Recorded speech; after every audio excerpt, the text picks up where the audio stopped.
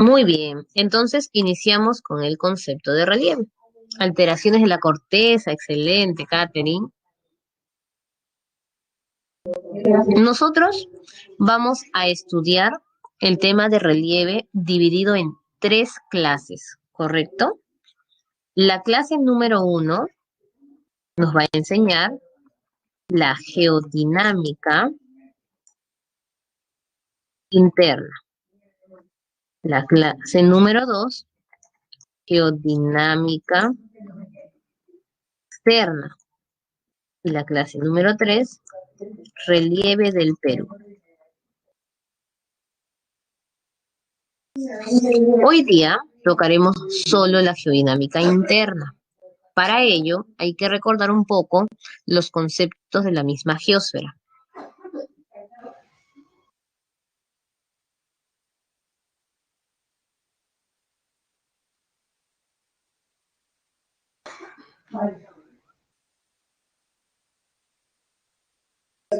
Muy bien, nuestra clase se titula Factores de transformación del relieve. Entonces, lo primero que tenemos que saber es qué es relieve, qué nos va a servir para todas las clases.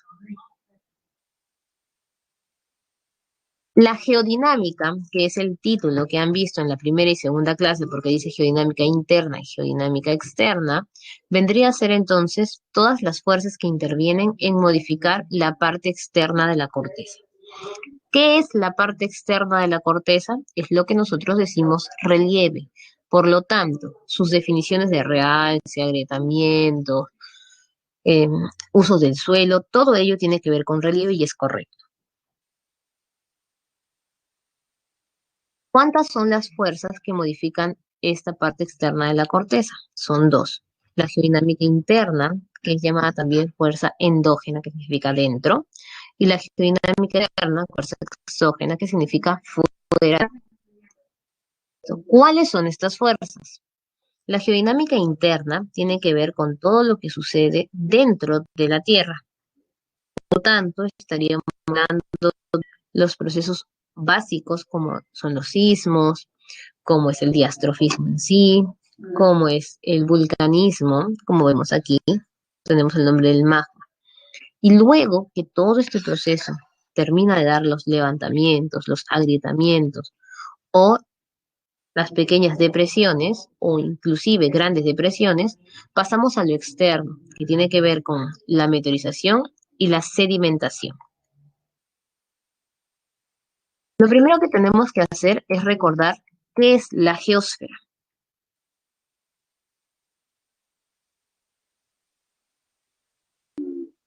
Sí, Angie, es correcto. No son los mismos procesos, pero no habría geodinámica externa si primero no hay geodinámica interna. Son continuos, los estudiamos también en ese mismo orden. Y luego estudiamos relieve en el Perú porque ya solo es darle nombre a las formas que conocemos.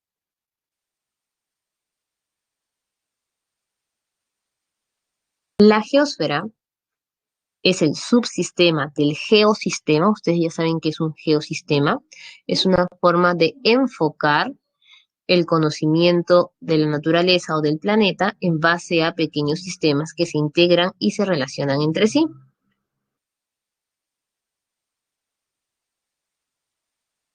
En este caso, entonces, estaríamos hablando de este estudio de capas internas. Recuerden que todo subsistema tiene sistemas entre sí. Por lo tanto, aquí vamos a encontrar tres espacios: endosfera, mesósfera y litosfera. Endosfera significa dentro, por eso también decimos fuerzas exógenas, dentro. Esta es la esfera que está adentro, la capa interna. Meso, meso significa medio. Este mismo nombre no lo vas a encontrar solo en relieve, sino también lo vas a encontrar en atmósfera o clima.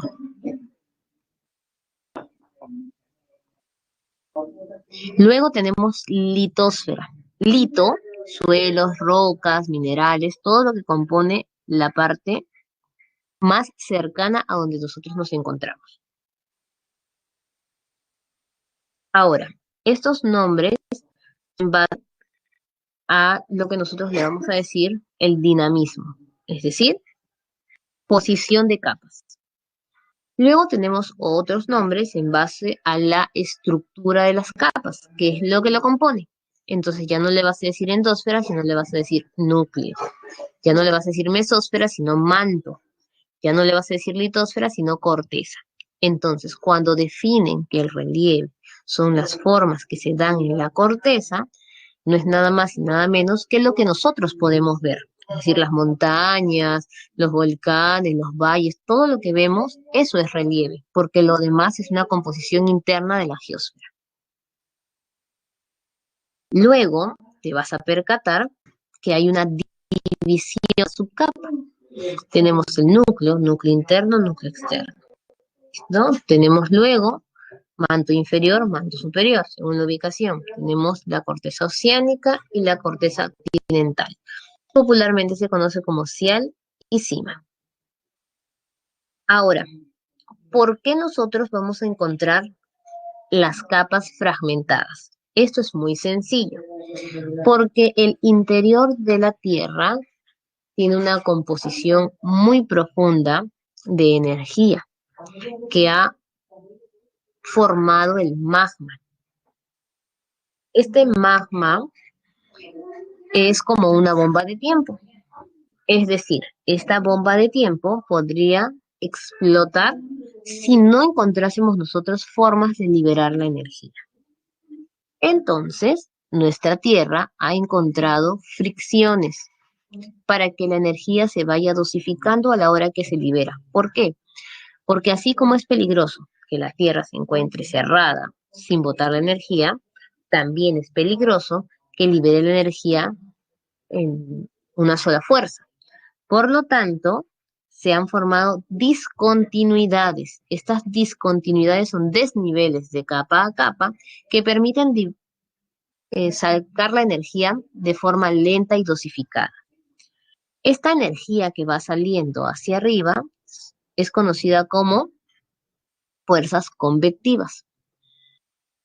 Las fuerzas convectivas van a ir subiendo, subiendo, hasta que cruzan la famosa astenosfera que se encuentra como frontera entre la mesósfera y la corteza, o la mesósfera y la litosfera, ¿no? Esta astenosfera es una capa compuesta del magma en estado muy líquido, en el cual se ha friccionado lo que nosotros llamamos placas tectónicas y están en constante movimiento.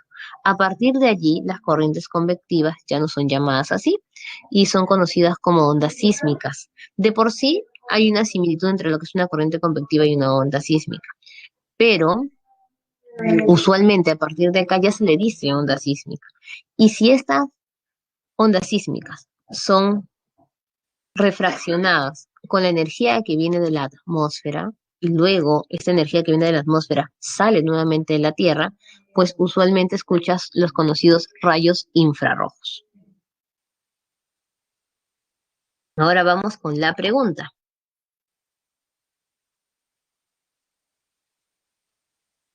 que sería la siguiente. ¿Son necesarios los sismos?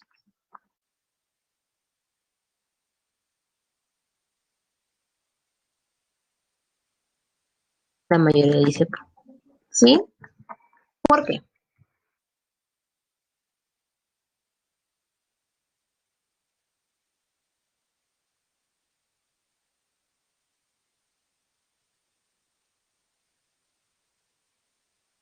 Muy bien, así se libera energía, se expulsa energía, porque evitan las erupciones. Muy bien, excelente. Además se pueden encontrar las minas gracias a ello, excelente. Muy bien, entonces ya se dieron cuenta que este proceso de liberación de energía de corrientes convectivas es expresado como el famoso sismo.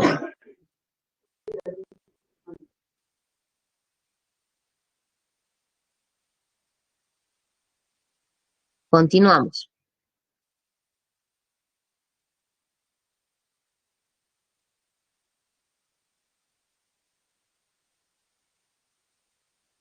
Luego, existen nombres para estas discontinuidades. Los nombres son dados por las personas que las estudiaron.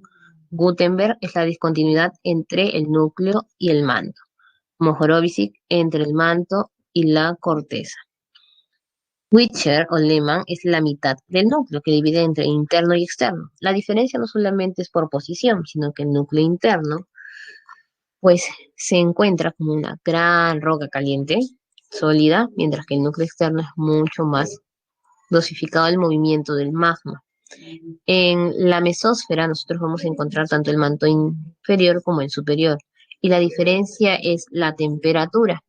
Suele en esta parte del manto tener una temperatura un poquito más baja para que pueda ir solidificando el magma y convirtiendo el magma en rocas muy grandes o rocas encajantes.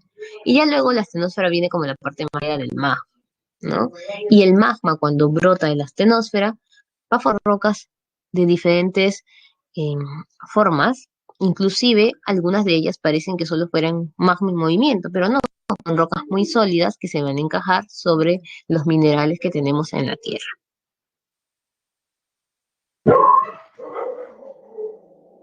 Muy bien, tenemos allí ya luego el tema de cómo pasamos nosotros de esta geósfera a los diferentes movimientos o fuerzas que existen. Vamos a trabajar, como les dije yo, la geodinámica interna. La geodinámica interna está compuesta por tres tipos de fuerzas: diastrofismo, vulcanismo y seísmo. ¿Qué es el diastrofismo? Es el conjunto, grábense bien, de movimientos que va a realizar la corteza. Usualmente consideran que es toda la geosfera, pero no, es solo la parte de la corteza la que genera estos movimientos. Estos movimientos pueden ser para distintas direcciones. Es allí donde estudiamos qué es el diastrofismo, si los movimientos van a ser de manera vertical o de manera horizontal. El vulcanismo no tiene que ver con el movimiento que realicen las diferentes capas que se encuentran en la corteza, sino tiene que ver con la liberación del magma. Cuando sale por el relieve y cambia a nombre de lava y tiene distintas manifestaciones, o cuando se endurece como rocas sólidas o encajantes. Y seísmo es el conjunto de movimientos que se van a dar en las distintas placas al liberar las fuerzas convectivas. Entonces, diastrofismo es solo movimiento, vulcanismo es la expulsión del magma y seísmo la expulsión de la energía. No es lo mismo, pareciese que fuese lo mismo porque hablan de diferentes movimientos, pero de movimientos distintos. Vamos a empezar por el diastrofismo. Entonces, el diastrofismo es movimiento. La pregunta es, ¿qué tipo de movimiento nosotros vamos a realizar? Tenemos dos opciones: la epirogénesis y la orogénesis. La epirogénesis es un movimiento, grábense bien, vertical, derecha a izquierda. Y la orogénesis es, ay, estoy hablando, sí está bien. Y la orogénesis horizontal, ahora sí, de derecha a izquierda, y vertical, de arriba hacia abajo. Muy bien, epirogénesis vertical y orogénesis horizontal. La pregunta va para ustedes.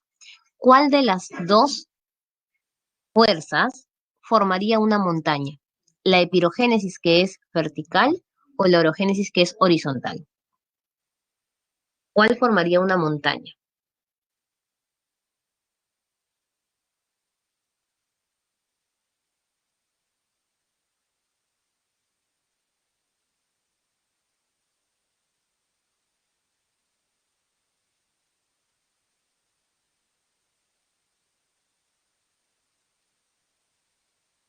Muy bien, la mayoría de ustedes va a decir que es la epirogénesis, porque es la tendencia de pensar que algo va hacia arriba y forma una montaña.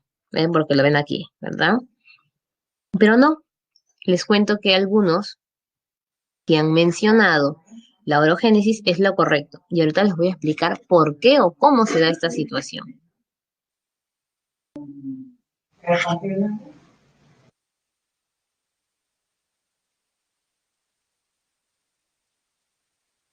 Por ahí me piden retroceder. Estoy feliz porque creo que ahora sí se escucha bien todo. Mira, ahí está lo del diastrofismo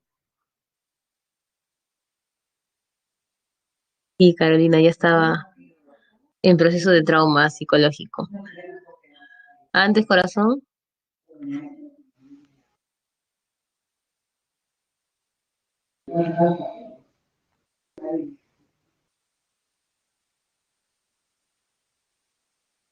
muy bien.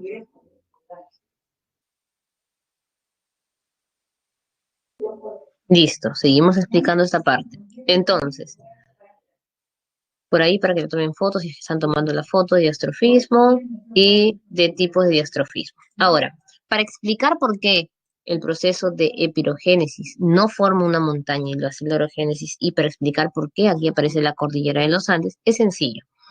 Si ustedes se dan cuenta aquí en la imagen, ese sería la llanura costera, ese es obviamente Perú, tenemos las montañas de la cordillera de los Andes, pero el movimiento epirogénico no está aquí, cerca de las montañas, está abajo.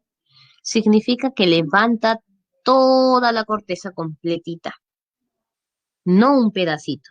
Toda la corteza la levanta o toda la corteza la hunde. Una de las manifestaciones más importantes de la epirogénesis son los continentes, porque hay continentes que a lo largo de la historia han aflorado y otros que han desaparecido debajo del agua, ¿no? Y en realidad no han desaparecido, solo que se encuentran debajo del agua. Entonces, este es el proceso de la epirogénesis. En cambio, la orogénesis es como el movimiento de una masa.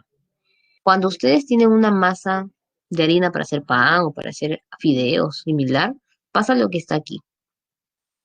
Inclusive plastilinas, ¿no? Ya. Empujas hacia el medio, mira, empujas, y como estas ya no tienen más para poder avanzar, comienzan a plegarse, forman plegamientos o abultamientos. ¿Listo? Ya está. Y lo contrario también puede pasar. Si yo jalo de un lado hacia otro, ya, yo jalo con mi mano, empujo hacia la derecha o hacia la izquierda. ¿Qué voy a ver aquí? Que lo que he jalado con mi mano se abulta y pasa lo mismo, formaría montañas. Entonces, la orogénesis a la hora que chocan las placas o se separa, da la formación de montañas. Y no solo montañas, sino también depresiones, los agujeros. Porque por un lado estás juntando y por otro lado se estás formando esta abertura. Mientras que en el caso de la epirogénesis es levantar todo completo.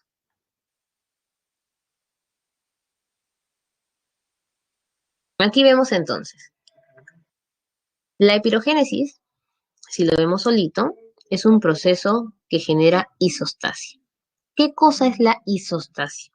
La isostasia es una teoría que tiende a mencionar que toda en la Tierra, todo, tiende hacia un equilibrio.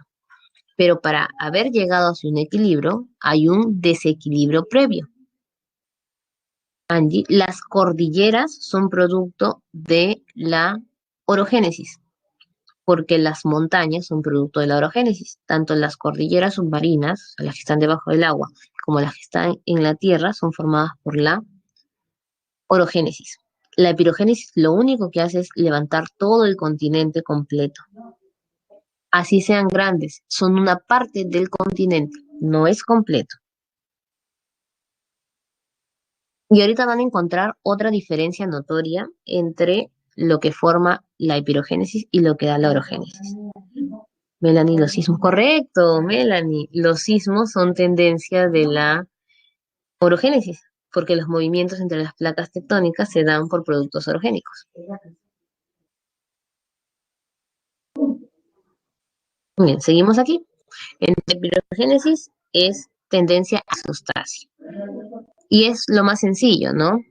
Siempre el ejemplo que yo les pongo. ¿Cuándo tú ordenas tu cuarto?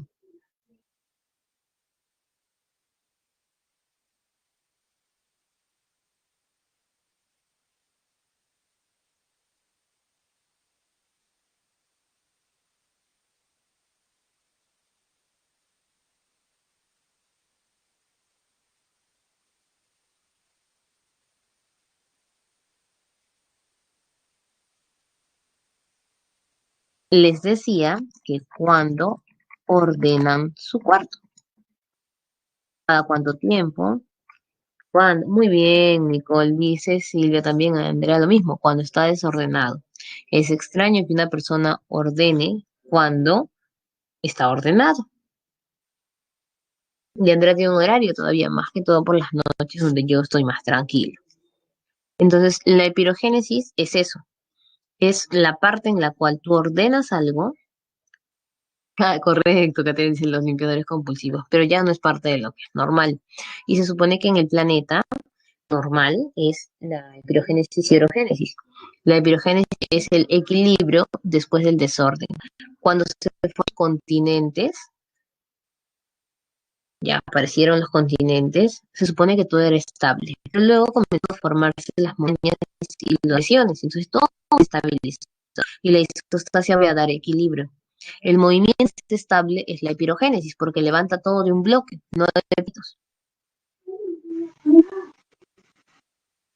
¿Qué forma continente? Todo el continente, la forma, es un espacio del continente. Es el centro.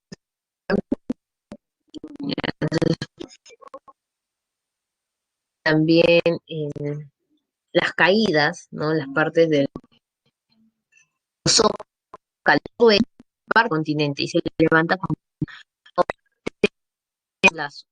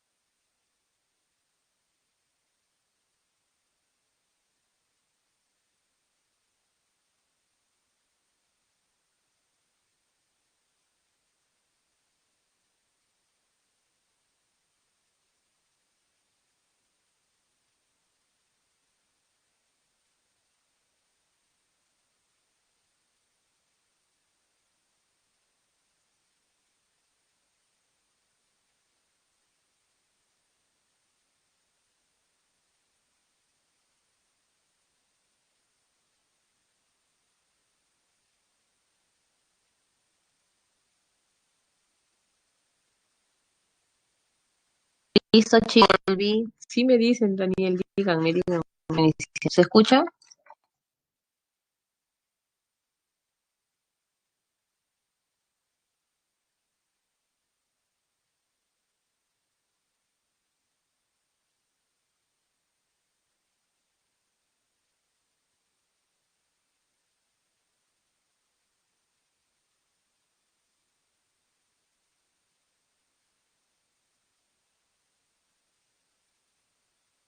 Aquí seguimos explicando entonces. La epigénesis va continente.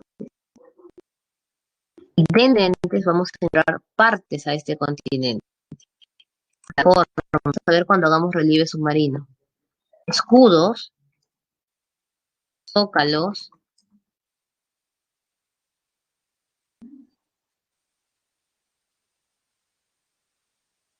El escudo suele ser en medio del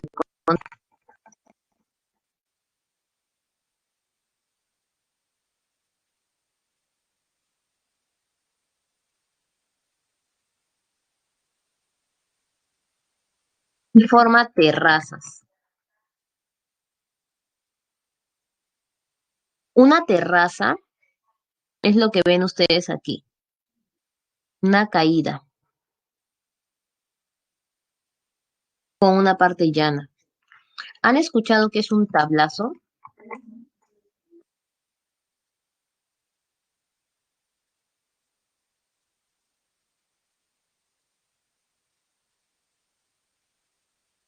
¿Cómo lo definen?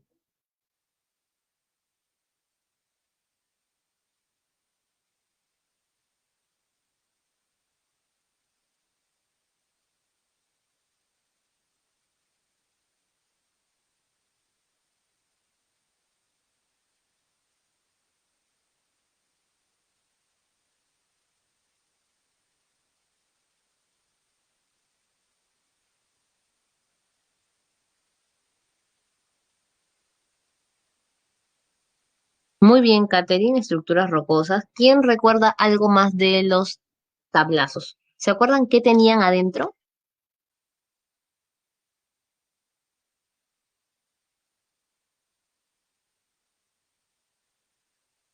Muy bien, Anderson, petróleo. Excelente, Melanie, cerca al litoral.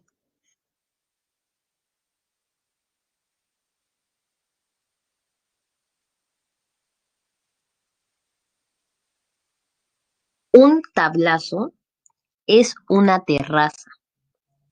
Entonces, la epirogénesis forma todo tipo de terraza, esté cerca al mar o no lo esté, tenga o no tenga petróleo. Pero si queremos especificar, colocamos aquí el tablazo.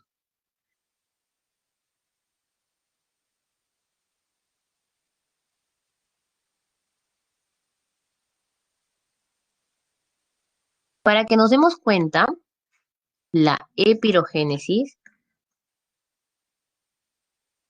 va a formar estructuras llanas arriba. Tienes aquí una elevación, luego ves la elevación y la elevación número 2. Puede ser grande como el continente o puede ser pequeña como la terraza, pero siempre tienen la misma condición, ser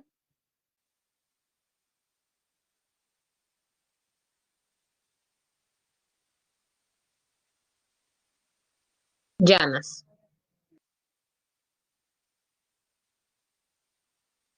¿Se entendió qué es la epirogénesis?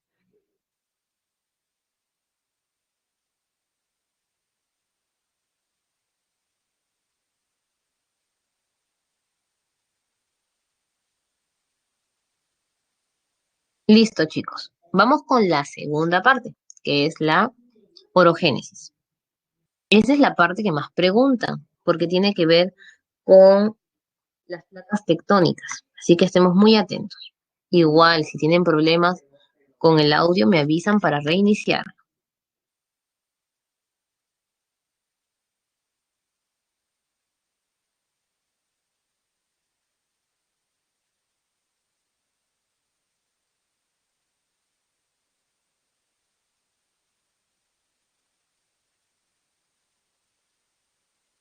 Orogénesis es el movimiento horizontal, ¿correcto?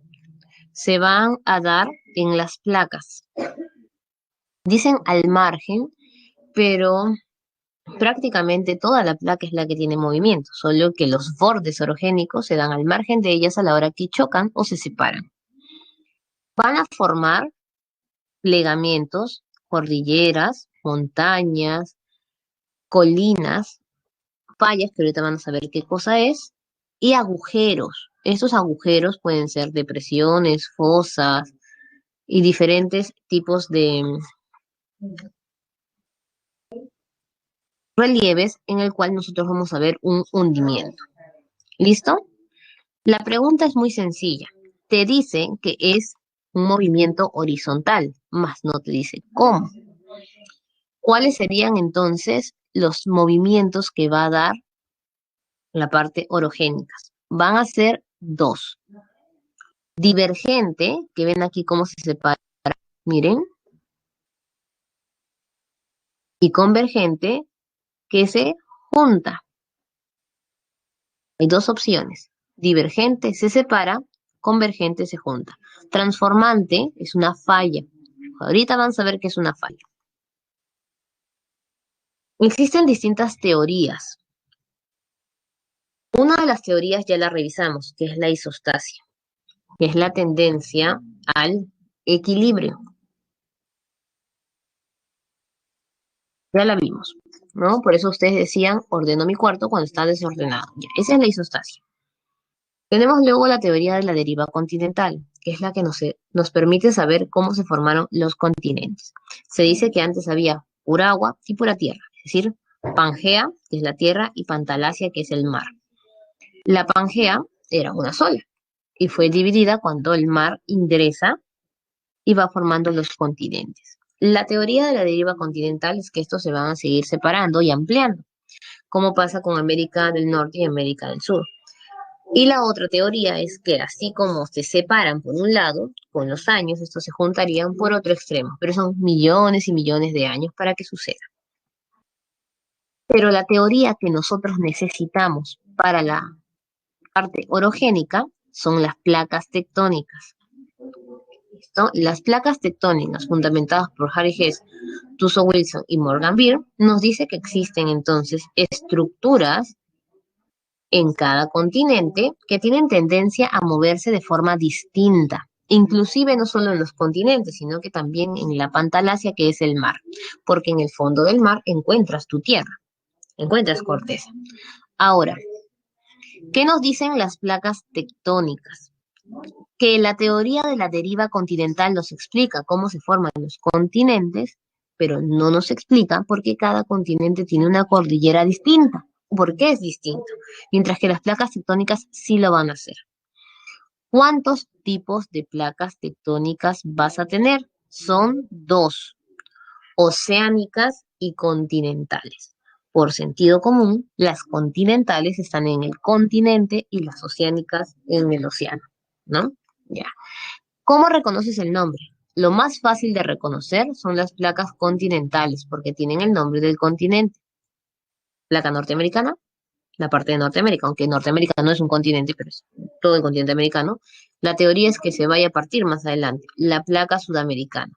No hay placa del centro. Por eso dicen también cuando cuentan continentes, entre tantas teorías que hay, que en el tiempo Norteamérica y Sudamérica se separarían, porque no tienen una unión de una placa en el medio. Placa africana porque se llama África, eurasiática, si te das cuenta, en materia de placa tectónica, Eurasia es uno solo, pero por cultura siempre se estudió primero Europa, entonces lo separamos de Asia. La Antártica, Antártida continente, Indo-Australiana, Australia, y vamos a tener nosotros las placas del mar. ¿Cómo voy a reconocer las placas del mar? Por las flechas rojas. Y quiero que te fijes algo muy interesante. La flecha roja está golpeando a un continente. Mira, pero la flecha roja y la flecha roja no se juntan. Mira aquí, flecha roja, no se junta. Flecha roja, no se junta. En el medio de las flechas rojas hay unos cuadraditos. Es una línea de cuadraditos. Estas líneas de cuadraditos se llaman dorsales. Ahorita vas a conocer qué es una dorsal. Por otro lado, te vas a dar cuenta aquí. Mira, triángulo, triángulo, triángulo, triángulo negro y triángulos negros. Si te das cuenta, esta parte de aquí y esta parte de aquí es la misma. Es el Océano Pacífico, que está de triángulos negros. Estos triángulos negros no son nada más, nada menos que zonas de subducción, que ahorita las vas a aprender qué son. Y en el fondo, lo que te están diciendo es que esos triángulos negros son volcanes. ¿Cómo se llama la parte del Océano Pacífico que está lleno de volcanes? ¿Se acuerdan?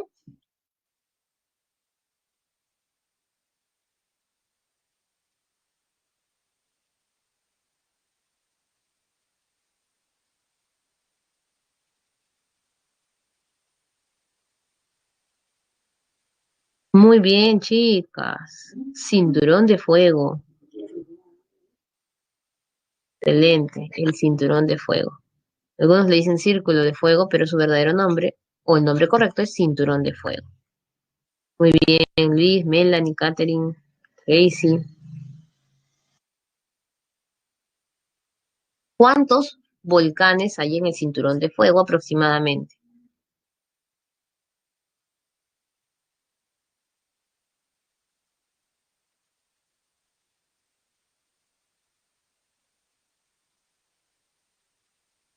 Aproximadamente hay 450 volcanes en toda esa zona.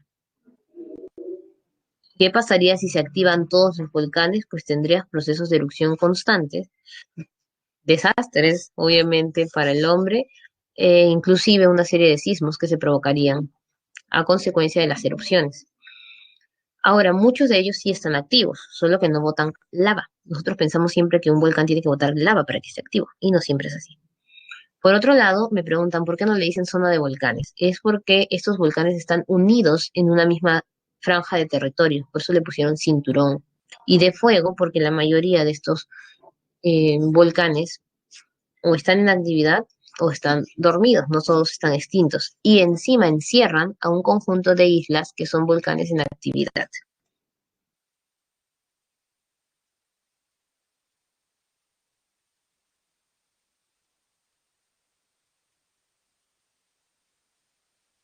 Si seguimos analizando esta parte, vamos a encontrar entonces que aquí en Eurasia hay extremo con unas rayitas. Lo mismo que encontramos por aquí.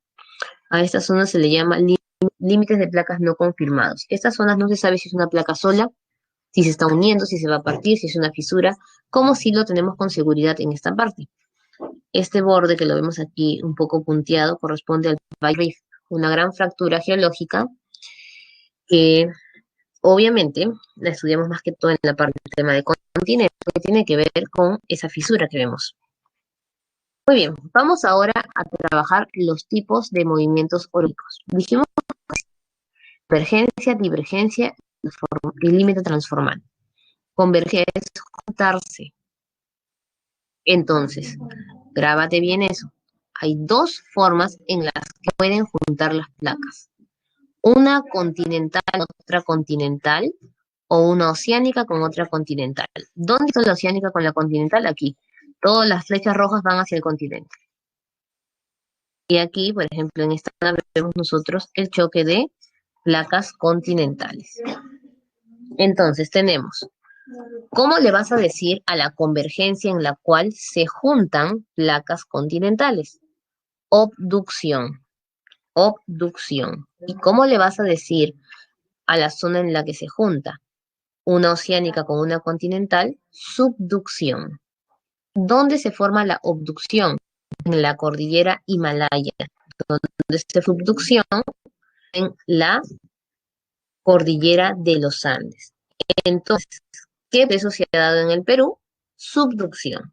Si tú repites nuestro cuadro de placas tectónicas, te das cuenta que los triángulos, dice aquí, zona de subducción.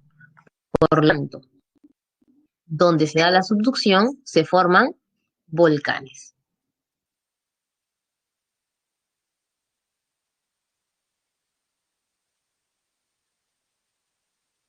Correcto, vamos a explicar.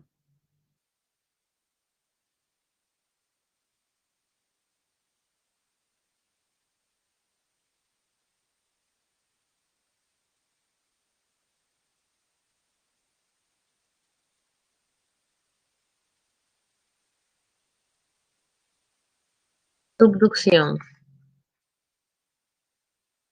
Tengo yo una placa continental, ¿no? Y viene una placa oceánica, pero la placa oceánica obviamente es menor. ¿Por qué es menor? Porque el nivel del mar y el relieve que está debajo del agua es más abajito que el continente. Entonces, esta placa de aquí va a querer chocar, pero como la de aquí es más débil que esta de aquí, termina hundiéndose. Eso es subducción. La subducción es el choque de placas que genera hundimiento y destrucción.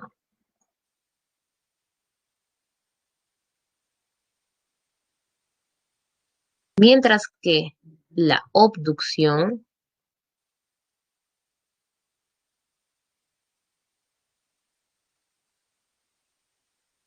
es el choque de dos placas igualitas. Las dos pesan igual, continental con continental. Aquí era continental y oceánica. La continental y la continental, como pesan igual, ¿qué pasa? Ninguna se rompe, las dos se van hacia arriba. En los dos casos formaron montañas, solo que esta es una montaña estable sin magma, y si hay magma es mucho menor al de un volcán formado en la subducción, inmediatamente se forma un qué, porque el magma que estaba al fondo va a aflorar en el agujero que ha dejado la placa oceánica. Listo, ¿se entendió lo de subducción y abducción? Confirmen.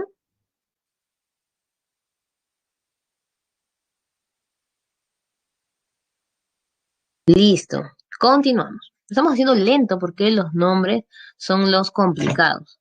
Este tema ya empiezan los temas con nombres raros. Vamos a ponerlo, vamos a poner la foto nuevamente para que no pierdan la información. Obducción es cuando dos placas continentales chocan. Como las dos pesan igual, ninguna se rompe. Las dos se levantan juntas. En cambio, en la subducción, la oceánica, que es menos pesada, rompe a la continental porque ingresa y ella también se fractura.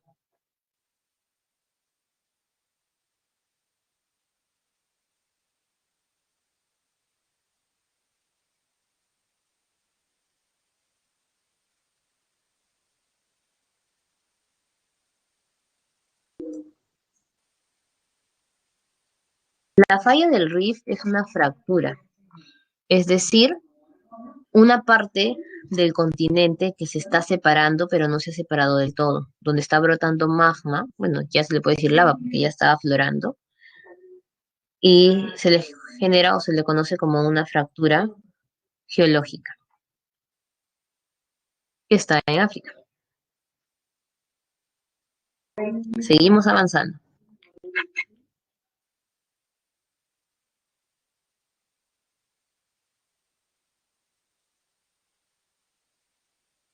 Listo. Ahora, vamos con los relieves marinos. ¿Listo? Tenemos aquí la fosa y la dorsal. La fosa, mira aquí el nombre, es por producto de la subducción. Por lo tanto, si la fosa es subducción, ¿qué tipo de borde sería? ¿Convergente, divergente o transformante? A ver, chicos, si la fosa es por subducción, ¿qué tipo de borde sería? ¿Convergente, divergente o transformante?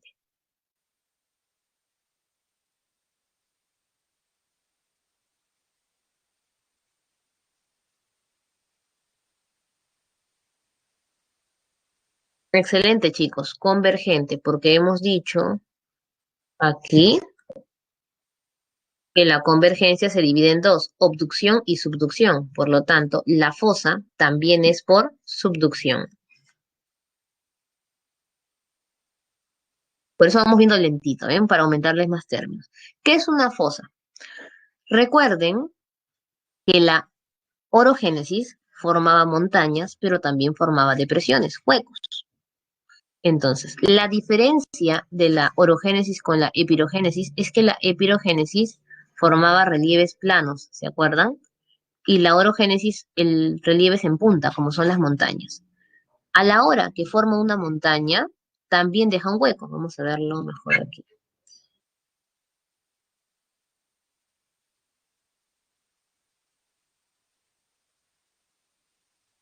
Y aquí está. Epirogénesis es llano y la orogénesis es relieve en punta. Pero a la hora que esto se levanta, inmediatamente, ¿qué te queda aquí? Un hueco. Los dos son orogénesis, tanto la elevación como el agujero o depresión. Cuando la depresión está en el fondo del mar, que es el agujero más profundo del mar, se llama fosa. Es la depresión más profunda en el mar. Y en realidad es la que tiene menor altitud, es la que está bajo el nivel del mar a mayor profundidad. Esa es una fosa.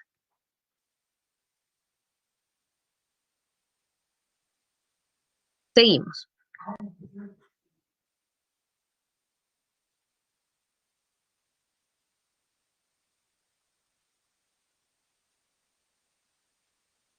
¿Y qué es una dorsal? Presta atención. Una dorsal es una cordillera. Profesora, como las anteriores, no. Es una cordillera debajo del agua. Y fíjate las flechas. Mira, ahora vamos a retroceder aquí. Mira las flechas. La flecha roja simbolizaba una placa oceánica, ¿correcto? Una placa oceánica. Y esta rayita con cuadrado se llamaba dorsal. ¿Qué puedes concluir? Que la dorsal es un relieve submarino que se forma cuando se separan dos placas oceánicas. La oceánica no se junta porque la oceánica está buscando el continente para hacer subducción.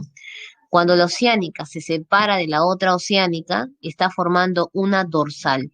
Es una cordillera submarina. No la ves hasta que estás buceando en el mar. ¿Se entendió que es una dorsal? Confirmen, ¿sí?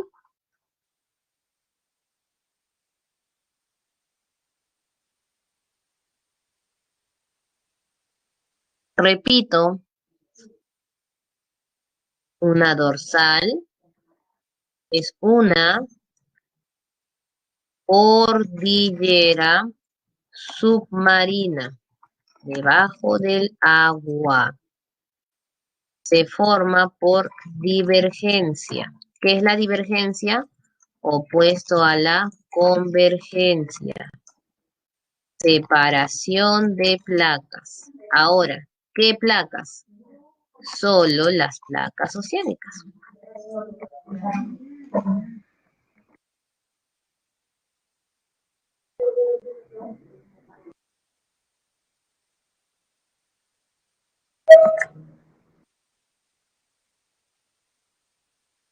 Ahora sí, ¿se entendió?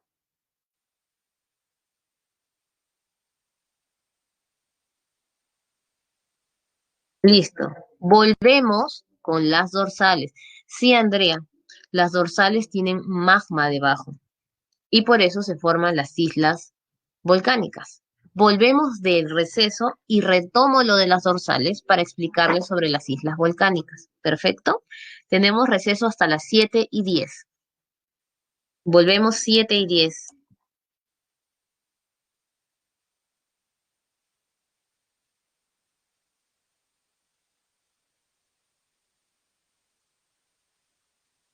Nos habíamos quedado repasando lo que era una dorsal. Una dorsal se forma por la separación de las placas oceánicas. Por lo tanto, estamos hablando del afloramiento del magma.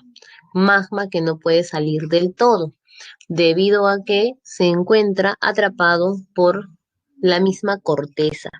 Se forman entonces pequeñas montañas debajo del agua, que es el relieve submarino, que es parte del relieve submarino, una cordillera submarina llamada dorsal. ¿Qué pasa cuando la dorsal tiene alguna montaña que se pronuncia más? Se forman entonces las conocidas islas volcánicas. Vamos a ver aquí en el dibujo cómo se formaría.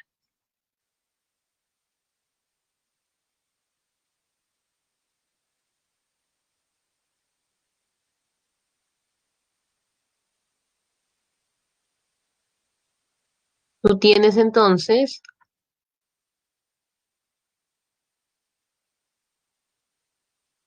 un conjunto de montañitas. La dorsal más grande o más larga es la mesoatlántica, la que está a la mitad del océano Atlántico. Y este es el mar.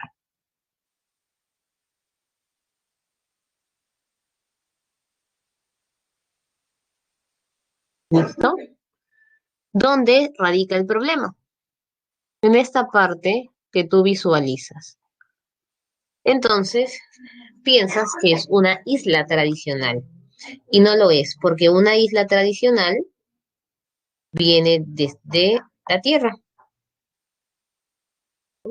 La isla es el continente y es así. Usualmente no te das cuenta de la parte del continente porque está el agua. Es una isla normal, pero esta isla de aquí es una isla de la dorsal, que es un pico de la montaña de la dorsal. Entonces se vuelve una isla volcánica.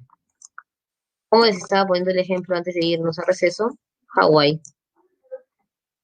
No solamente Hawái, la isla Galápagos, casi la mayor cantidad de islas que pertenecen a la zona de Oceanía, para el lado del Pacífico, son consideradas islas volcánicas. Significa que cuando las personas viven aquí, pues están expuestas a una erupción volcánica. Profesora, pero yo recuerdo que Hawái tiene un montón de plantitas y la gente está feliz allí. ¿Cómo pueden sembrar si todo esto es volcán? Fácil, porque donde existe magma, la zona es plausible como agricultura. Por eso, si se dan cuenta ustedes en las zonas de Arequipa, por ejemplo, debajo de los volcanes, están haciendo pequeños, pequeñas zonas de cultivo. Claro que es peligroso que tú vivas debajo de un volcán, porque ellos dicen, es que no va a erupcionar ahorita porque está durmiendo, pero obviamente es súper peligroso. Pero allí aprovechan cuando ya previamente ha habido una erupción o el magma ha comenzado a ablandar la zona para hacer agricultura.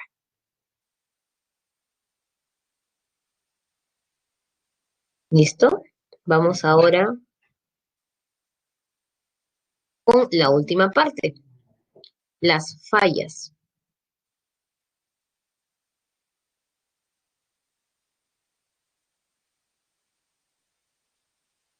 Una falla, su nombre lo dice, es un error de formación de relieve. Una falla tiene un movimiento orogénico, pero cada parte del relieve se desplaza en sentido epirogénico. Es decir, las placas se juntan o se separan, pero en vez de realizar ese proceso de juntarse o separarse, raspan hacia arriba como si fuera epirogénesis. Por eso es un error de movimiento. Puede ser una falla normal, en la que tenemos un host y un graben, o inversa, porque si te das cuenta, está contrario al movimiento inicial, de desgarre cuando chocan de costado, pero no se separan del todo, y aquí cuando dejan pues pequeños espacios de dirección. ¿Cuál es el borde que nos interesa a nosotros? La falla transformante. Una falla transformante es aquella zona donde choca como si fuese subducción, mira, placa pacífica es mar, placa norteamericana continental, pero no llega a hundirse, están en ese movimiento. Y se llama transformante porque se puede ver encima del relieve, queda como una cicatriz. La falla transformante más famosa es la falla de San Andrés.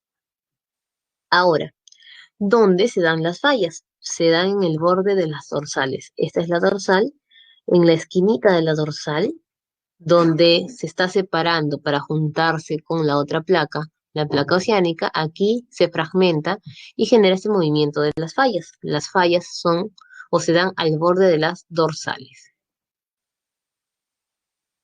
¿no?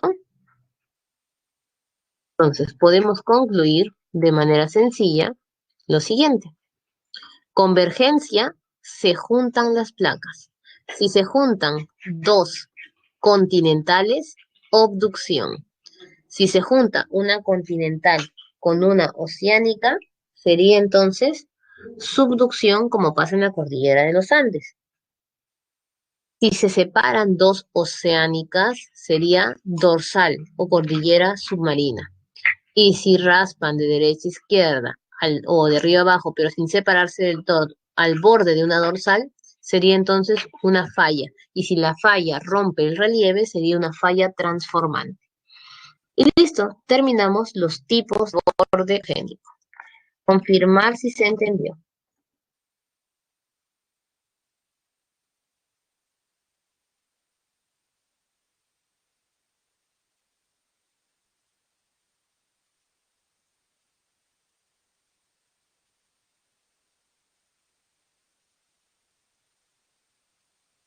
Muy bien, ahora sí vamos para la parte más fácil, que es vulcanismo y seísmo.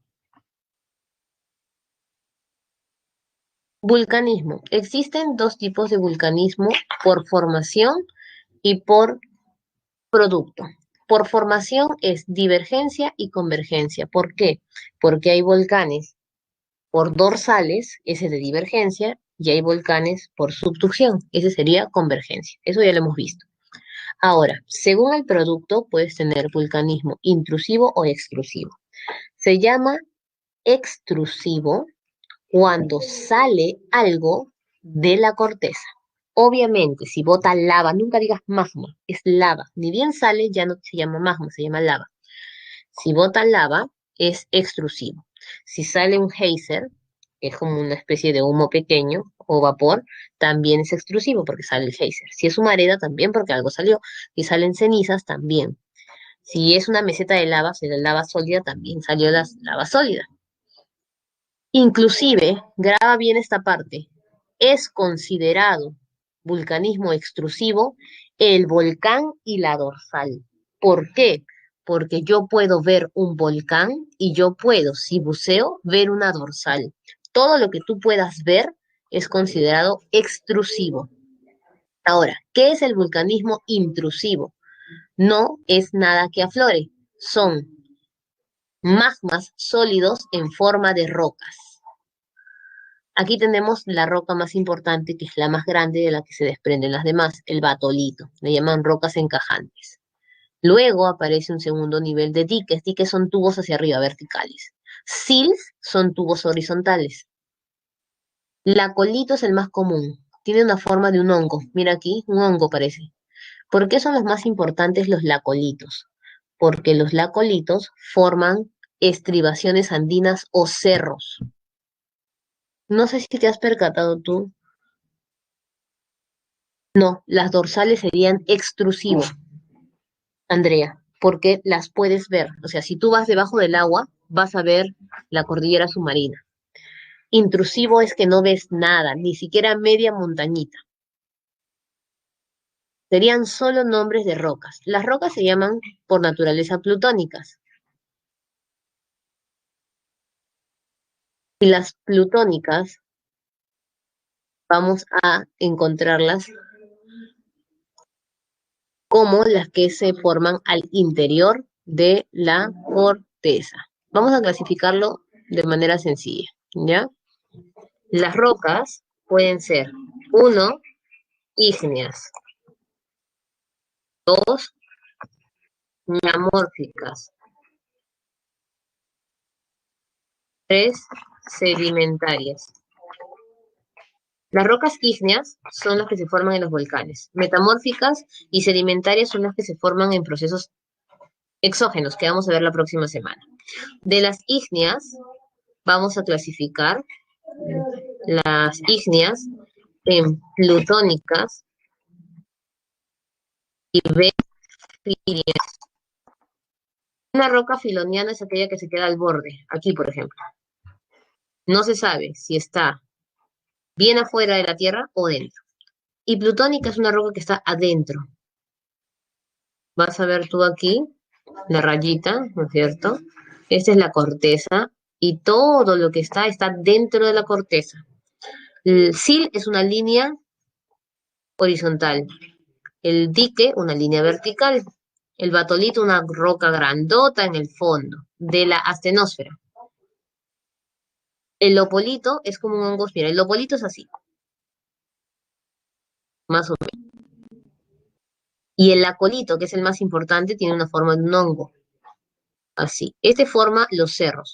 Cuando tú vas a ir a una montaña, la montaña tiene un montón de rocas adentro. El cerro no. El cerro tiene una gran roca. Por eso que cuando construyen casas allí vas a ver una roca grande en el medio. Es un lacolito que sobresalió.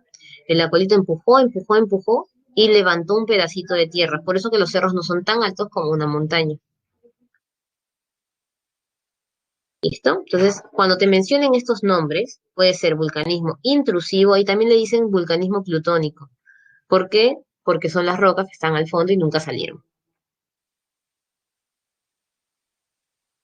Vamos ahora al sismo y seísmo. El seísmo es el movimiento de las placas, pero no es tanto el movimiento, sino es la fricción que se da en la falla, en realidad. Casi siempre todos pensábamos que los choques de las placas ocasionan sismos, y no solo es el choque, sino es la fricción entre las placas que continúa y continúa todo el tiempo. Y esa fricción se da en la falla. Vamos a encontrar entonces tipos de ondas. ¿Se acuerdan que yo les dije que las corrientes convectivas iban subiendo y llegaban a llamarse ondas sísmicas cuando cruzaban la astenosfera? Las primeras en aparecer son las primarias o longitudinales. Están aquí al medio. Luego aparecen las secundarias o transversales. Y mismo también. Y luego aparecen las superficiales.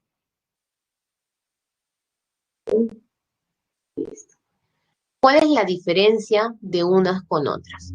Si nosotros tenemos un sismo en que irradia mayor fuerza la longitudinal, este sismo puede llegar hasta el mar, ocasionando maremotos y pasando hacia otro continente. Esa es la razón por la cual siempre que hay un terremoto en Japón, nosotros tenemos que estar en alerta de tsunami hasta que digan que no va a haber. Y es porque las ondas primarias viven por medio sólido y líquido. Las ondas secundarias o ondas S, no solo le dicen ondas S porque son secundarias, sino porque tienen el movimiento en S. Estas ondas S solo viajan por medios sólidos. Son peligrosas, por ejemplo, cuando el terremoto es en Chile, porque estamos en el mismo continente, o Ecuador, ¿no? Y las ondas superficiales se forman arriba, cuando llegan al epicentro. ¿Listo? Estas ondas superficiales son las más peligrosas. Existen las Rayleigh y las Love. Las Love son medias circulares y son peligrosas, pero menos peligrosas que las Rayleigh, que las Rayleigh son las más destructivas. Ahora, para que entendamos cómo funcionan las ondas superficiales, ustedes han visto este jueguito en el que ponen una mesa con un mantel y diferentes vasos, platos, y tienes que sacar el mantel sin romper los platos.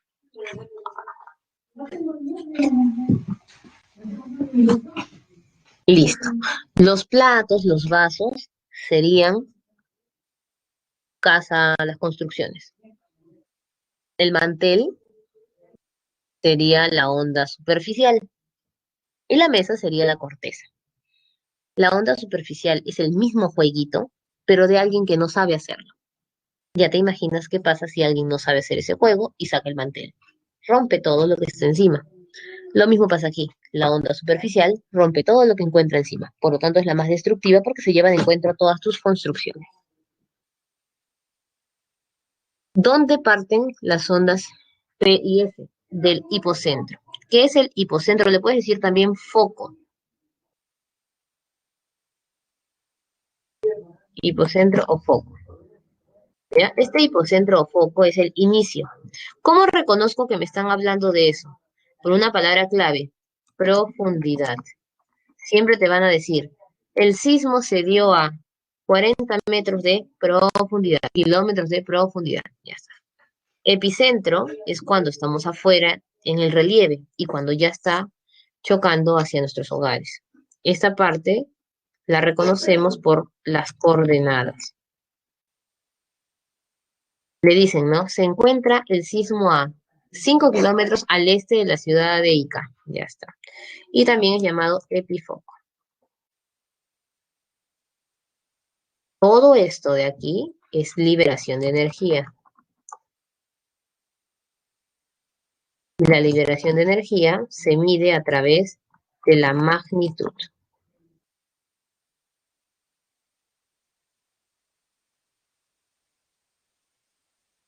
¿Qué está aquí? ¿Qué tipo de magnitudes voy a utilizar? Puedo utilizar la local o la de momento. La de local es la que se conocía como Richter. Es la primera magnitud, por eso que los sismos que se dan antes de los años 70 más o menos, todos marcan Richter, porque no existía momento. Luego crean la magnitud de momento, y esta magnitud es la más utilizada en la mayoría de países. En el Perú se optó por tener las dos. Cuando el sismo es menor a 6.5, en algunos libros dice hasta 6.9, es decir, un sismo leve, porque temblor no es correcto, debido a que temblor, todo sismo tiene un temblor, que es el movimiento en sí. En clásico para nosotros temblor o sismo leve, ya se mide con la magnitud de Richter, mientras que si es un terremoto o un sismo de mayor instancia, con momento, más de 6.5 o 6.9, dependiendo los libros que estemos utilizando. ¿Cuál es la diferencia? Que la magnitud de Richter solamente te dice cuánta energía se libera en el hipocentro, pero la de momento te permite saber con cuánta energía llega hasta el epicentro, que es distinto. ¿Y cuál es Mercalli modificada? Mercalli modificada no es para magnitud, es para intensidad. Aquí está la palabra, pero lo remarco para que tú sepas. La intensidad no tiene nada que ver con la energía que se liberó, sino los riesgos que se ejecutaron o que se sometieron en base a este sismo y la falta, obviamente, de preparación, lo que conlleva a lo que son desastres. Esto va a medir la cantidad de daños que se conoce como impacto socioeconómico. Económico. Muy bien. Otra diferencia entre la magnitud y la intensidad es que local y momento utilizan los números arábigos normales, mientras que Mercalli modificada utiliza números en romanos. Esa es la palabra clave. O números romanos, ¿no? Como le queramos decir, números en romanos, números romanos. Listo. Esa es la diferencia global. Un tsunami, hay una diferencia entre tsunami y maremoto. Al inicio la mayoría pensaba que era un sinónimo en sí, pero los japoneses utilizaban el término tsunami para la ola que se presentaba cuando ellos estaban ya en la ciudad, mientras que maremoto solo le decían al sismo ocasionado en el mar, debido a que siempre están acostumbrados ellos a tener terremotos de 9, 8, y los maremotos son constantes, pero tsunami pues ya ellos le dicen a la ola que llega. Para nosotros es como un sinónimo, ¿no? Porque estamos muy cerca del litoral y un maremoto obviamente ocasionaría un tsunami. Y ya se quedó en cotidianidad utilizarlo de forma homogénea. En Honolulu encontramos nosotros la central de tsunamis, o sea, las que nos van a marcar los tsunamis que se dan en el Pacífico. Nosotros tenemos un tiempo de 25 minutos ahora para desplazarse, especialmente los que viven en la costa, en el centro del Callao, por ejemplo, porque antes era menos, era de 10 minutos de desplazamiento desde la parte del mar hacia la parte que está permitida. Y esto es porque se compró pues un nuevo eh, captador de lo que es la magnitud y luego el tema del tsunami.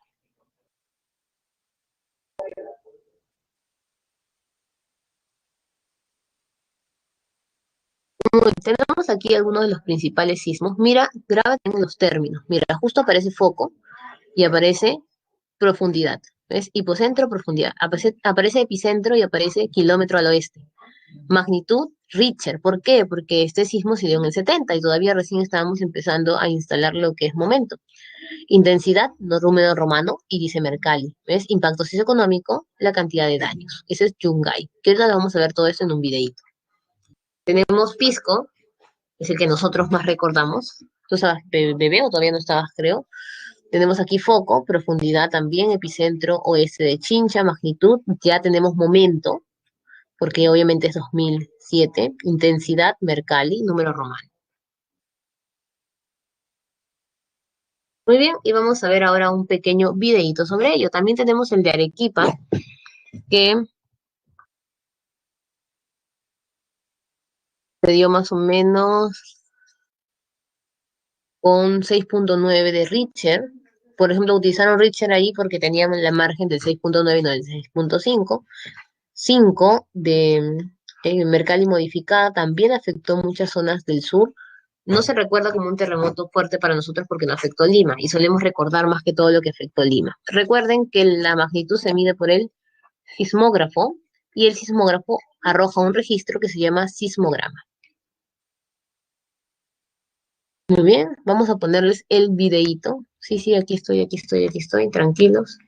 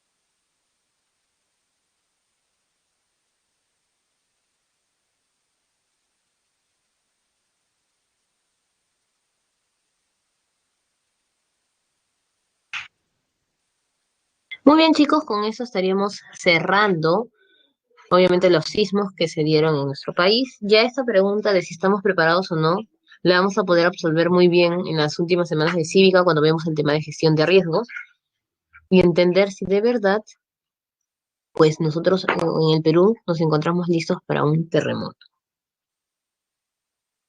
Exacto, hay diferentes, pues. Es difícil pronosticar si puede haber un megaterremoto o no, porque han habido sismos pequeños y generalmente cuando hay sismos pequeños, pues se libera energía. Pero también se sabe que usualmente en las zonas del cinturón de fuego hay terremotos fuertes, cosa que ha habido en Ecuador, que ha habido en Chile, pero en el Perú no en los últimos años, porque hasta el de Pisco, pues no es tan fuerte como podríamos ver en Japón o como hemos visto en Chile, ¿no? Listo, vamos con la primera pregunta. La epirogénesis es un proceso lento de levantamiento y hundimiento de amplias superficies, sin provocar cambios sustanciales en su estructura geofísica. Esta se sustenta en la teoría de la isostasia, que es la de equilibrio, y da lugar a la formación de continentes y unidades geomorfológicas muy particulares. De acuerdo al enunciado, identifica las alternativas que guarden relación con estos movimientos.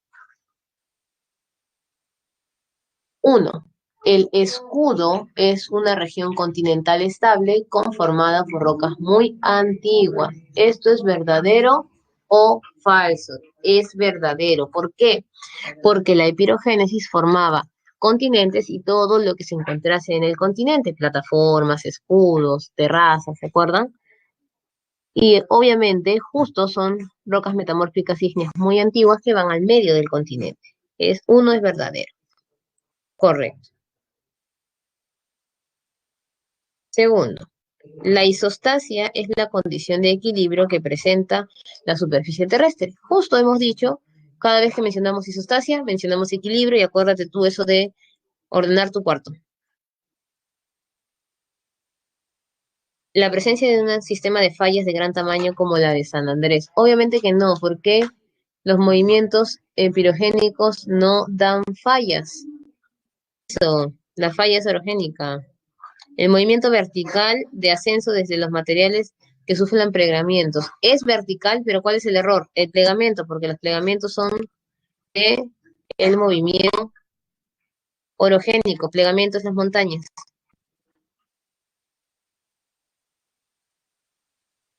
Seguimos. Dos. En una clase sobre geología estructural de la costa peruana, el docente especialista brinda una explicación sobre el vulcanismo. Enuncia que uno de los principales rasgos geológicos desde la llanta hasta Arequipa es la presencia de cientos de plutones. Plutones, recuerda, todo lo que es interno. Individuales agrupados en un número limitado de superunidades, donde predominan rocas graníticas de gran grosor. La explicación dada por el catedrático corresponde a cenolito, bonitos o fatales. ¿Cuál es el primero que eliminaría?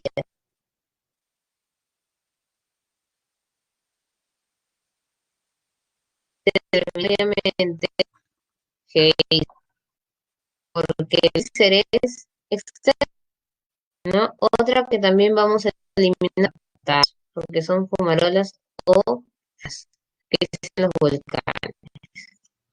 Solito y batolito son obviamente rocas que están dentro de la Tierra, pero los cenolitos no se encuentran totalmente al fondo, sino se encuentran al borde de como si fuese una filoniana, ¿no? Quienes se encuentran totalmente al fondo de que son super unidades, o sea, las más grandes son los batolitos. ¿Está fallando el audio?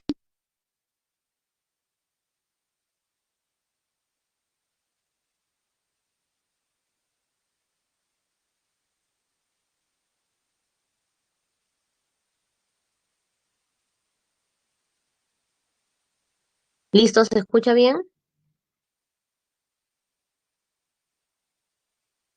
Listo. Repito, eliminamos la B y la B porque tienen que ver.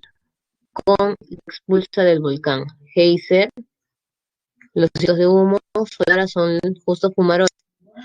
Batolito y cenolito tienen que ver con rocas. Cenolito casi al de y no son tan grandes, mientras que son las más grandes que hay. Tras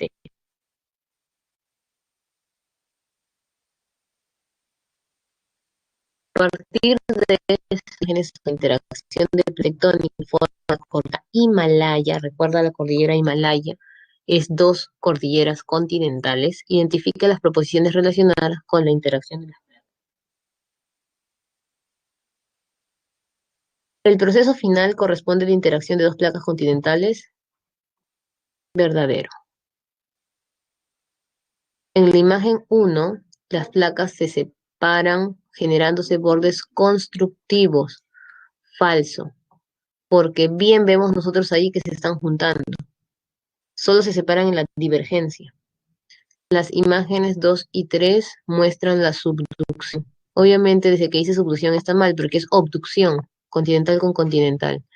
En la imagen 3 se evidencia la consolidación de la cordillera. Esta es verdadera. Letra B, como bien manifestó allí Luis. 4.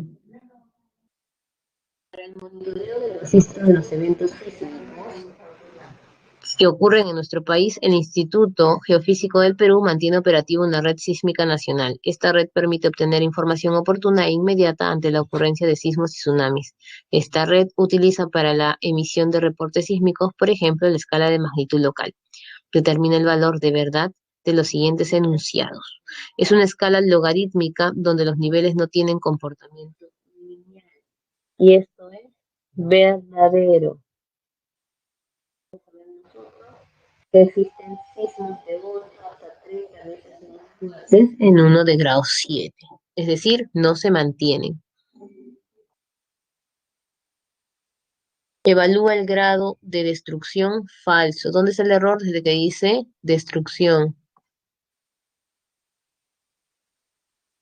Porque la magnitud local, que es Richter, no tiene que ver con destrucción. Destrucción es intensidad y es Mercalli.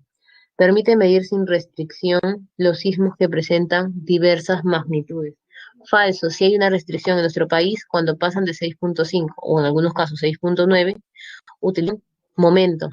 Fue originalmente propuesta en 35 bajo el nombre de Richard y esto es verdadero. Después cambió cuando aparece la de momento. Respuesta a la letra A. Listo, chicos. Vamos ahora con cívica.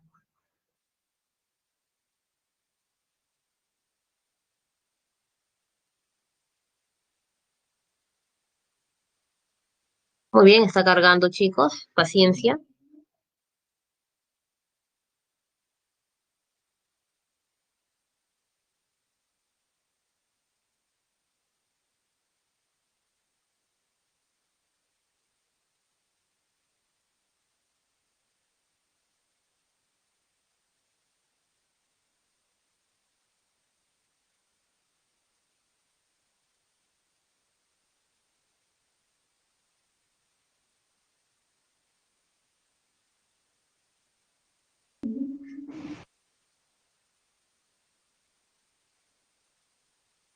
Listo, chicos, comenzamos con cívica. Hoy día nos toca la segunda parte del tema de derechos. La primera y segunda semana trabajamos la definición de los derechos humanos y las instituciones. La tercera semana tocaremos nosotros lo que concierne a ciudadanía, que es un tipo de derecho expresado en los derechos políticos. Y veremos la siguiente semana la segunda parte de ciudadanía, que corresponde a los partidos políticos.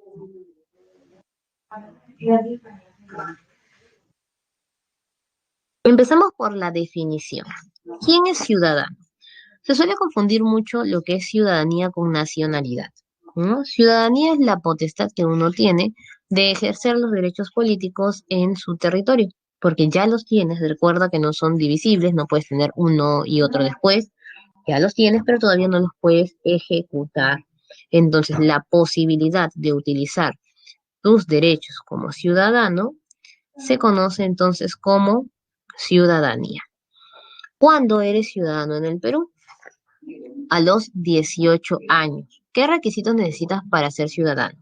No solamente tener 18 años, tener también tu DNI. En este caso ya no es tener, sino cambiar de DNI al DNI azul o blanco si es que es electrónico, que más adelante ya todos tenemos el electrónico.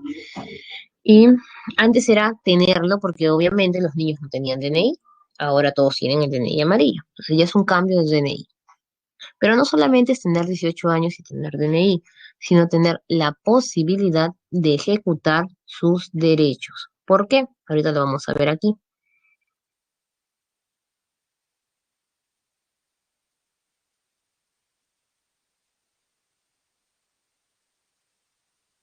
Muy bien. Tenemos aquí la ciudadanía. La ciudadanía está conceptualizada como condición de todas las personas por la capacidad de poseer sus derechos. Recuerda que un derecho siempre supone deberes. Es una relación política que tiene tu Estado y la puedes tener de dos maneras, en ejercicio y en goce. Lo que nosotros acabamos de definir es la en ejercicio, tener una edad que en nuestro país es 18 años, pero en otros es 21. Antes era 21 en el Perú. DNI azul o blanquito y derechos políticos en actividad. Quienes no tienen estos tres tienen ciudadanía en goce, es decir, son menores de edad. ¿Por qué no podemos decir que no son ciudadanos? Porque sí tienes derechos políticos desde que naces, solo es el ejercicio de ellos. Entonces eres ciudadano en goce. Aquellos que tuvieron suspensión de la ciudadanía por algún motivo o razón, que es lo que vamos a ver hoy, documentos, ¿no? Obviamente la mayor cantidad de personas puede tener un documento vencido, pero no es que le falte DNI.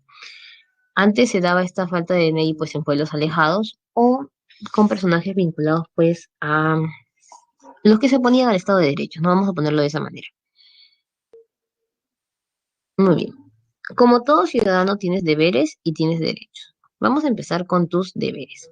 Lo importante es que no podemos renegar de ellos porque es una facultad bilateral. Tengo derechos y me tengo deberes al mismo tiempo.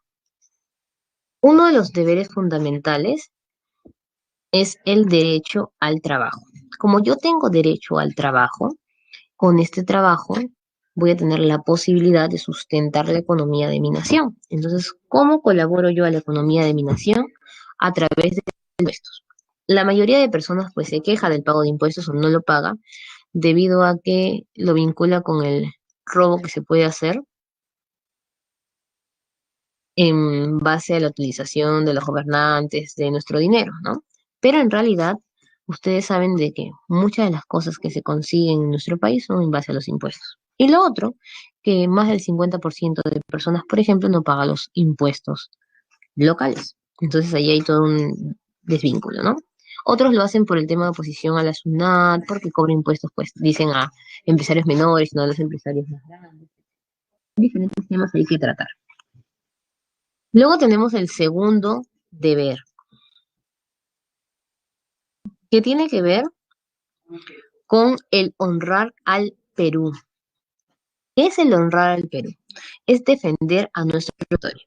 ¿Cuáles son las formas en las que defiendes tú tu territorio? Fácil. La primera es participar de una guerra. Pregunta, ¿tú guerra al Perú?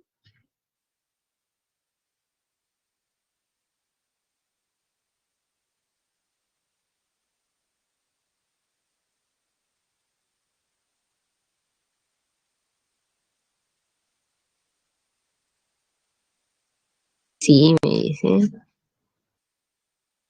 Sí, irían a una guerra defendiendo al Perú.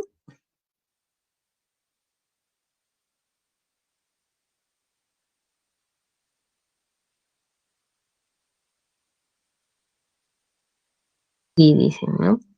Pero la mayoría de personas, pues, no lo hacen. Tú empiezas viendo nada más quienes tienen, pues, el servicio militar obligatorio, quienes, que no hay en el Perú, obviamente, pero quienes participan de manera voluntaria en diferentes países, te vas dando cuenta que la población ya no es como antes, que iría, pues, a una guerra específica, ¿no? Pero todavía puede existir personas que lo hagan. Ahora, no solamente defiendes a tu país presentándote en una guerra. Por ahí veo que Carlos dice en el pisco es peruano, profesora. Ya. Defendiendo al Perú también de los comentarios negativos en redes sociales, escuches. Si te das cuenta, pocas son las personas que defienden al Perú. La mayoría se suma a los insultos. Ay, sí, que el Perú está lleno de delincuentes. Ah, sí, sí, tienes razón, yo vivo ahí y lo veo así. No, pues en vez de defender tu patria, terminas pues criticándola. Honrar a la patria también tiene que ver con el defender sus símbolos patrios. Muchas personas pues no cantan el himno, lo cantan como si estuvieran debajo de la mesa. Otras personas se ríen del himno. Ahí tienes elementos del escudo. Sea, tú le preguntas qué elementos tienen el escudo y te dicen ahí está la llama, el arbolito de la quinoa, el cachito de oro, no sé cómo le dicen al pobre cornucopia. En otros casos las banderas, ¿no? Las utilizan para tomarse fotos, para burlarse, las tiran al suelo, en diferentes cosas. E inclusive defender al Perú también está en restablecer el orden democrático. Y hemos visto que este año, pues muchos peruanos se han manifestado de una u otra manera para retornar a la democracia, al orden democrático. Bien, allí tenemos entonces cuáles serían algunos de nuestros deberes. Honrar a la patria y obviamente, no menos importante, cumplir la Constitución. Bien, aquí está, capacidad de goce, capacidad de ejercicio, lo que hemos visto un poco. Listo. Ahora, ¿quiénes son aquellos que son suspendidos de sus derechos? Es decir, ¿quiénes perderían estos derechos? Pero en realidad, como sabemos nosotros, no perderían el derecho en sí, sino la capacidad de ejecución. ¿Quiénes se les suspenden los derechos? Aquellos que tienen pena privativa de la libertad, aquellos que ya han sido sentenciados. Preventiva, tú sigues teniendo derecho a postular o puedes votar. Aquellos que tienen resolución judicial de interdicción son aquellas personas que tienen alguna imposibilidad de hacer uso de sus derechos. ¿Quiénes son ellos? Los pródigos, es decir, los que han tenido problemas con el ejercicio administrativo, económico del país, los que incurren en mala gestión, es decir, utilizan mal el dinero de la familia, los ebrios habituales o toxicómanos, es decir, alcohólicos, drogadictos, inclusive ludópatas, porque ustedes saben que los ludópatas pueden empeñarse a sí mismos si es posible. Ya. Ponen en riesgo el patrimonio de la nación. Y generalmente se le conoce como interdicción civil. E inclusive hay interdicción para aquellos que tienen coeficiente intelectual menor al fronterizo, que son aquellas personas que no pueden hacer uso de sus derechos de forma directa, ¿no? También tenemos nosotros a los sordomudos, ciegos ciegomudos, o aquellos que tienen algún problema con el uso de sus sentidos. ¿Por qué? Porque si ellos, por ejemplo, fueran a votar, sería un voto asistido. Llevarlos e indicarlos, ya no sería un voto libre y secreto. Ahí están nuestros deberes que hemos visto ahorita. Y lo más importante, así como tenemos deberes, tenemos derechos políticos. ¿Cuáles son nuestros derechos políticos? Son los mecanismos de participación ciudadana. Los mecanismos de participación ciudadana los vamos a dividir en dos grupos. Los mecanismos de control, netamente, y los mecanismos de participación. La participación ciudadana es un conjunto de mecanismos por los cuales tú puedes seguir siendo parte del gobierno. Es decir, no te limitas solo a elegir a tu gobernante, sino que continúas al tanto de lo que hace el gobernante para hacer valer la democracia, que es obviamente el gobierno del pueblo. Es importante por la transparencia del uso del poder. La modernización de la gestión pública fortalece la gobernabilidad, incrementa lo que es el apoyo social, mejora el tema de la gestión pública e inclusive permite que el país sea más sostenible. Vamos a encontrar, como yo te digo, dos grupos de participación y de control. Vamos con los de participación. Voto. ¿Hasta qué edad estás obligado a votar? Hasta los 70 años. Es decir, ¿cuándo ya no estarías obligado? A los 71. La mayoría suele confundirse y dice, ah, yo no voto Como se vota hasta los 70 ya no voy. No, fácil. Falso. Tendrías que ir hasta los 70, 71 ya no votaría. Muy bien. ¿En qué día, mes y todo? Los 71? Pero ahora todas las personas que tienen 70 están obligadas de votar. Es libre. Nadie tiene que obligarte a votar por una persona. Es secreto, no tienes que comentarle a nadie, ni siquiera los periodistas cuando hacen boca de urna. Por eso que la boca de urna no es un sistema confiable. Es casi similar a los resultados, pero hay oportunidades en las que no se ha dado. No coincide con el resultado verdadero y al final piensan que es fraude. Pero boca de urna no estás obligado a hablar. Tienes la iniciativa constitucional, de reforma constitucional, que es cambiar la constitución o pedir que se modifique algo de la constitución. Ojo, presta atención aquí. Se pide el 0,3% de firmas de las personas, pero no significa que luego que presentas el 0,3% de las personas que votaron, ojo, que votaron, no significa que luego de esto ya vayas a reformar la Constitución. Esto se debate en el Congreso. Pero tú has hecho un pedido. El pedido necesita solamente 0,3% de los últimos que votaron. Iniciativa de formación de leyes. Aquí también es igual. Es pedir la reforma de una ley o pedir hacer una nueva ley.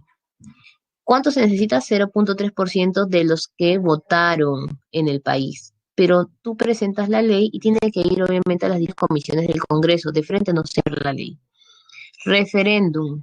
Ojo, es el pedido por el cual nosotros pedimos qué cosa, que se someta a votación algo como sí o como no. Si estoy a favor o estoy en contra. Lo hemos visto ahora en el gobierno de Vizcarra, el proceso de referéndum. Se puede solicitar por 10% del electorado. ¿Cuándo es válido el referéndum? Cuando se vota a favor 50 más 1. Si no, si el resultado no sale 50 más 1, se hace el referéndum, pero no se ejecuta el resultado. Muy bien. ¿Qué cosas pueden ser sometidas a referéndum? La Constitución, acuérdate, tú pides la reforma de la Constitución, el Congreso la puede aprobar, pero luego tienen que someterla a referéndum. ¿Por qué? Porque el pedido de la reforma solo fue de un 0,3% de la población. No sabemos si los demás están a favor de ello. Las leyes, el proceso de centralización, entre otros.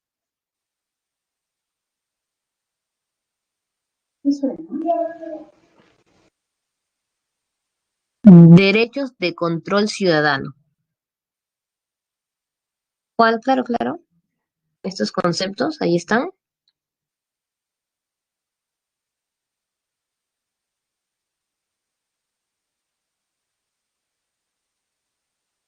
¿Listo? Vamos ahora a los de control. Estos son distintos. Los primeros eran qué podemos hacer nosotros para participar de la política. Y eso que son pedidos al final, quien se encarga de ejecutar los procesos de participación es el Congreso, ¿no? Si se dan cuenta.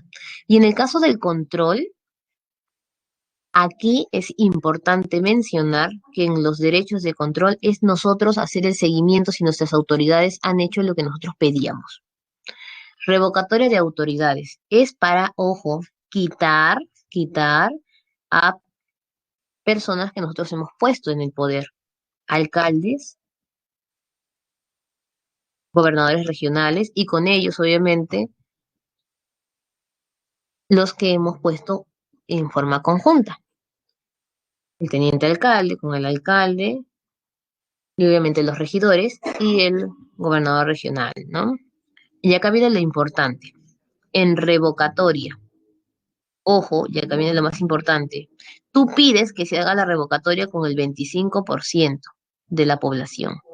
Si se acepta la revocatoria, ¿cómo haces esto? Vas a la OMP, pides tu kit para revocar al alcalde. ¿Qué pasa?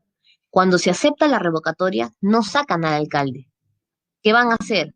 Van a llamar a referéndum.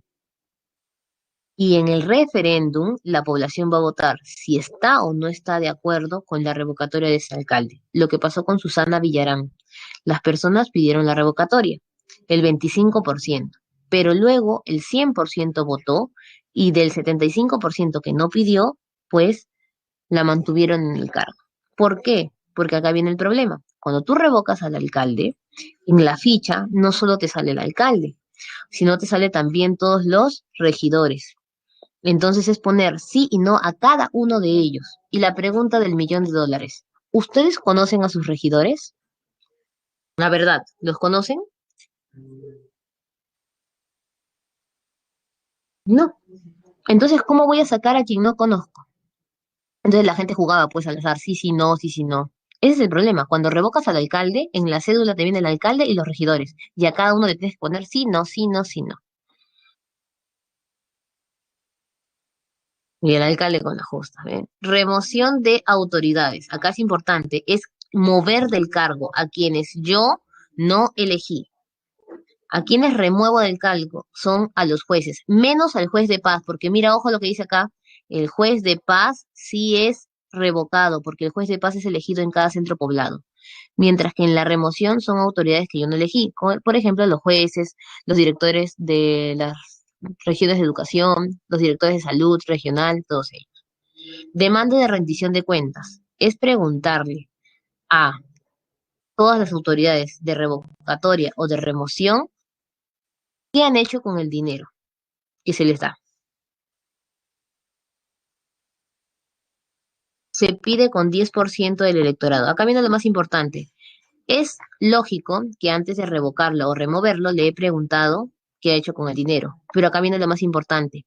La demanda de rendición de cuentas no es obligatoria para revocar. Yo puedo pedir revocatoria de alguien sin haberle hecho rendición de cuentas, cuando lo ideal sería que sí.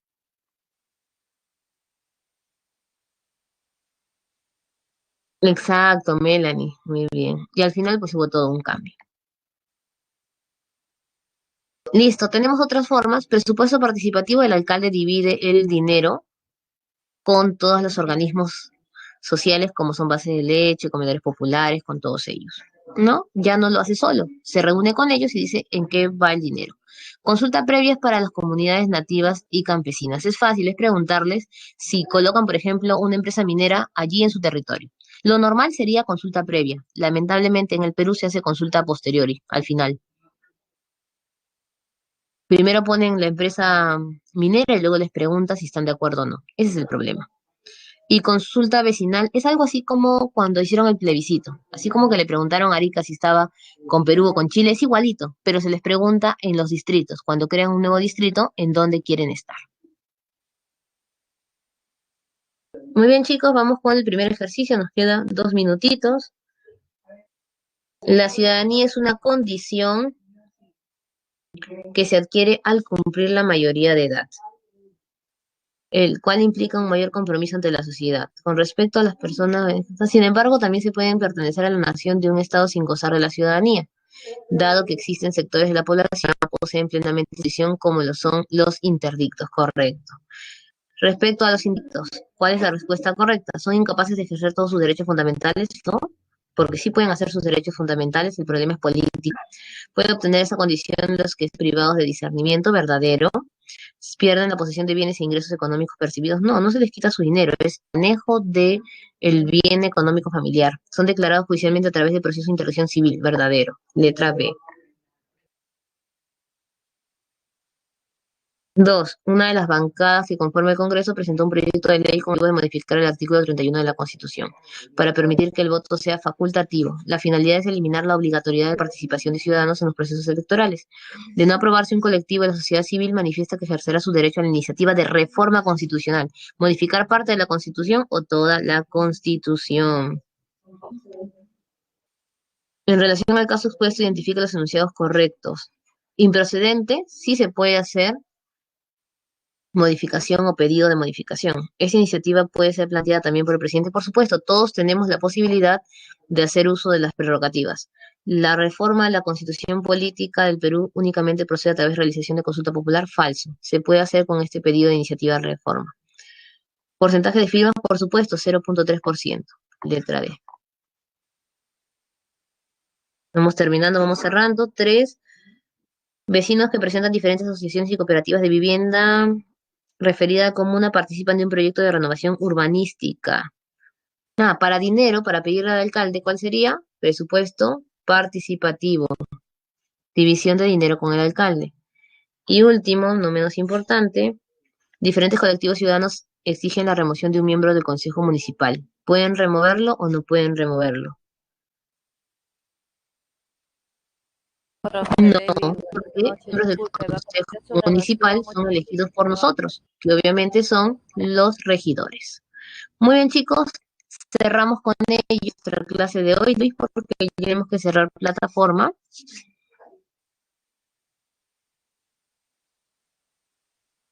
Ay, Luis, y recién me dices. Igual, como la clase es un poquito a veces complicada, escriban en una hojita todas sus dudas y la próxima semana, antes de comenzar, les voy a dar unos 2 o 3 minutos para que me den todas sus dudas de esta clase. ¿Les parece?